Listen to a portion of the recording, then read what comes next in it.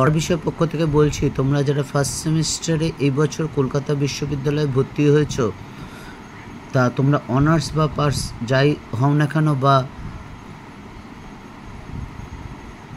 Science arts commerce যাই হও না কেন, যা নিয়েই ভর্তি হও না কেন, কলকাতা বিশ্ববিদ্যালয়ে ফার্স্ট, সেকেন্ড এবং থার্ড সেমিস্টারে একটি করে আইডিসি পেপার পড়তে হয়।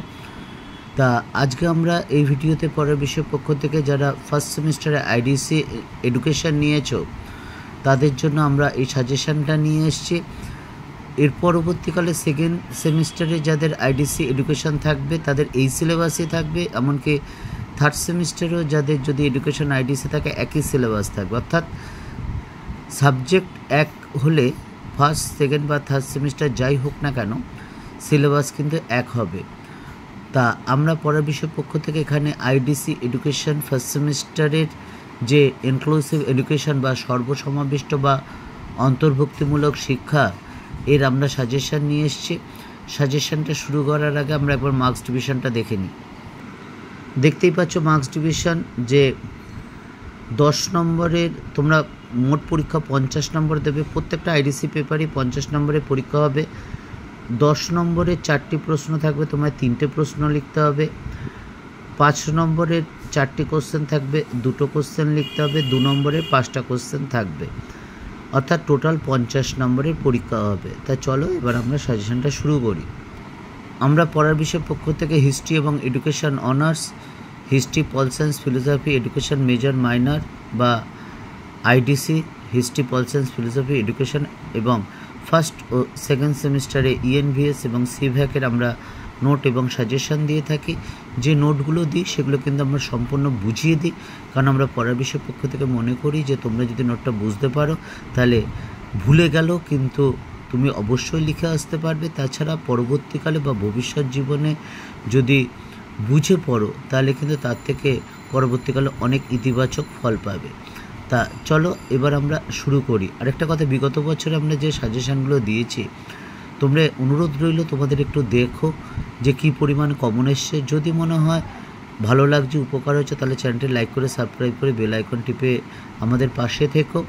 তা চলো এবার শুরু করি। দেখো 10 নম্বরের জন্য সর্বসমাবিষ্ট বা অন্তর্ভুক্তিমূলক শিক্ষা বলতে কী বোঝো, এর বাধাগুলি আলোচনা করো। 2 নম্বর দৃষ্টি প্রতিবন্ধকতার সংজ্ঞা ও সমস্যাগুলি লেখো।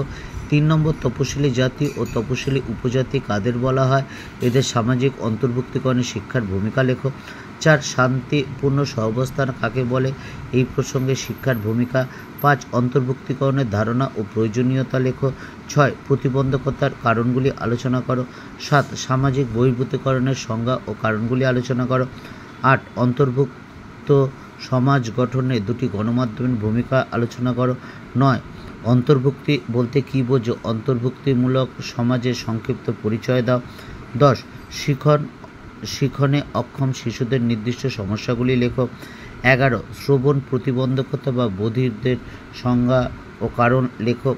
লাস্ট কোশ্চেন 12 বাধামুক্ত পরিবেশ কী, এই পরিবেশ সৃষ্টিতে বিদ্যালয়ের ভূমিকা আলোচনা করো। এই ছিল তোমাদের 10 নম্বরের প্রশ্ন। এগুলো তোমরা কিন্তু অবশ্যই ভালো করে পড়ো, আর পরীক্ষার 1-1.5 মাস আগে আমরা একটা ফাইনাল সাজেশান দেব। এর মধ্যে থেকেই সব থাকবে, তবে কিছু হয়তো কম থাকবে। কাজেই আমাদের সাথে থেকো, ভালো লাগলে অবশ্যই চ্যানেলটা সাবস্ক্রাইব করে রেখো। এছাড়া তোমাদের জন্য যদি কলকাতা বিশ্ববিদ্যালয় থেকে কোনো নোটিফিকেশান দেওয়া হয় সেগুলোও কিন্তু আমরা পড়ার বিষয় পক্ষ থেকে সাথে সাথে দিয়ে দিই।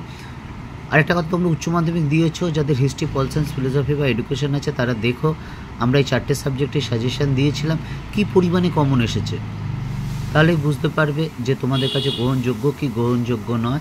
আবার বলছি, ভালো লাগলে চ্যানেলটি লাইক করে সাবস্ক্রাইব করে বেল আইকন টিপে রেখো, আর খারাপ লাগলেও অবশ্যই মন্তব্য করো।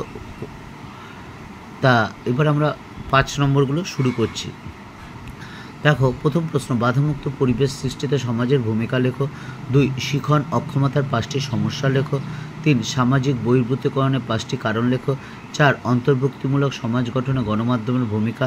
5 বহু কৃষ্টিমূলক সমাজ গঠনের শিক্ষার ভূমিকা। 6 সামাজিক অন্তর্ভুক্তিতে শিক্ষার ভূমিকা আলোচনা করো। 7 ব্যাহত দৃষ্টিসম্পন্ন শিশুদের সমস্যা লেখো। 8 অন্তর্ভুক্তিকরণে 5টি বাধা লেখো। 9 অন্তর্ভুক্তিকরণ বা সর্বসমাবিষ্ট সমাজ গঠনে যে কোনো 5টি উপাদান লেখো।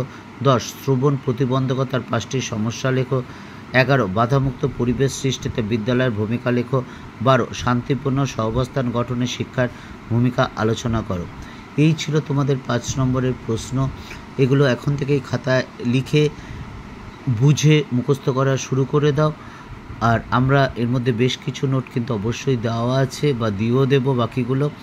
যদি ভালো লাগে আবার বলছি, চ্যানেলটা লাইক করে সাবস্ক্রাইব করে বেল আইকন টিপে রেখো, কারণ আমরা হিস্ট্রি এবং education honours, history pol science philosophy education major minor, history pol science philosophy এডুকেশনের আইডিসি পেপার এবং ইএনভিএস এবং সিভ্যাকের আমরা নোট বা সাজেশান দিয়ে থাকি। পড়ার বিষয় পক্ষ থেকে এতটুকুই। এখন থেকেই ভালো করে পড়াশোনা করো। অনেকগুলো সাবজেক্ট পড়তে হবে তোমাদের ফার্স্ট সেমিস্টারে, নিশ্চয়ই এতদিনে হয়তো বুঝতে পেরে গেছো। তা অগ্রিম শুভেচ্ছা রইল পড়ার বিষয় পক্ষ থেকে।